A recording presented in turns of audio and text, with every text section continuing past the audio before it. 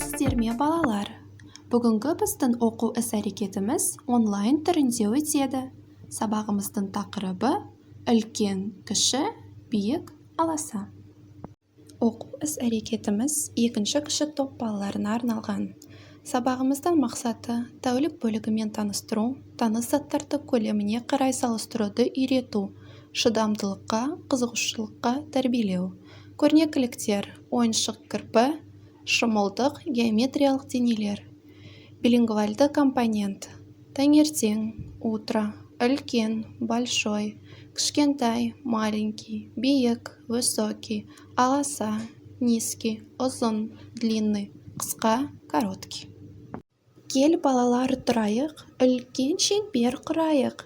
Ал енді бірге қайталаймыз.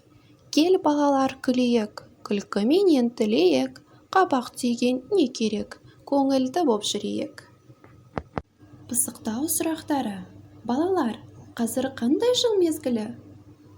Көктем мезгілінің ерекшелігін атайықшы. Балалар, жаңа сабағымызды бастамас бұрын өткен тақырыпты қайталап алайық. Балалар, мынау қандай пішін? Неліктен шаршы дейміз? Шаршыға нелер ұқсайды? Ал мынау қандай пішін? Неліктен үшбұрыш дейміз? Үшбұрышқа нелер ұқсайды? Ал мынау қандай пішін? Ол неге ұқсайды? Балалар, бүгін бізге қонақ келгенін білесіңдер ме?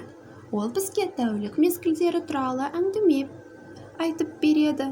Мен бір жұмбақ жасырайын, жауабын тапсаңдар, келген қонақтың не екенін білесіңдер.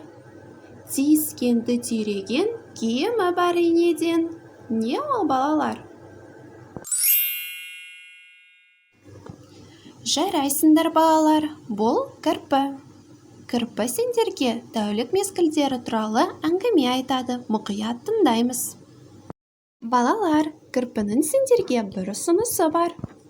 Балақайлар, үлкендер мен балалар, таңертең, күндіз, кешке, түнде немен айналысатынын білгілерің келе ме?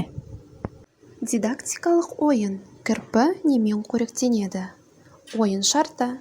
Суреттерді көрсету арқылы кірпі қай нәрсемен қоректенетінін анықтау. Балалар, суретке қараңдаршы. Мұндағы үйлер бірдей ма, жоқ әртүрлі ме? Ал енді бір-біріне арқаларыңмен тұрыңдар. Қайсын биік, қайсын аласа? Дидактикалық ойын. Суреттерді орналастыр. Ойын шарты. Берілген суреттерді көлеміне қарай ажыратып орналастыру. Балалар, сабағымызды қорытындылау үшін келесі сұрақтарды ұсынамын. Бүгін бізге қонаққа кім келді? Балалар, біз қандай тақырып өттік? Не үйрендік? Оқу іс-әрекетімізді бағалау үшін келесі белгілерді таңдаңдар.